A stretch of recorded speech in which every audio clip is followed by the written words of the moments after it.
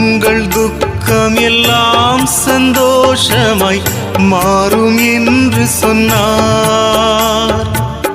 உன்னை உள்ளங்கையில் நானே வரைந்து உள்ளேன் என்றார்.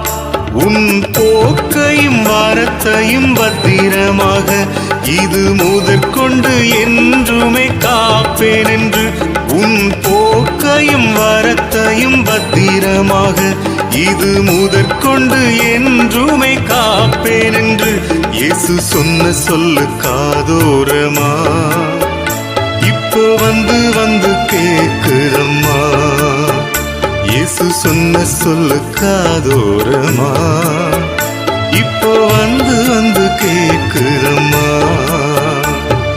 இயேசு நம்பித்தானா பிறந்திருக்கேன், இயேசு நம்பித்தானா வளர்ந்து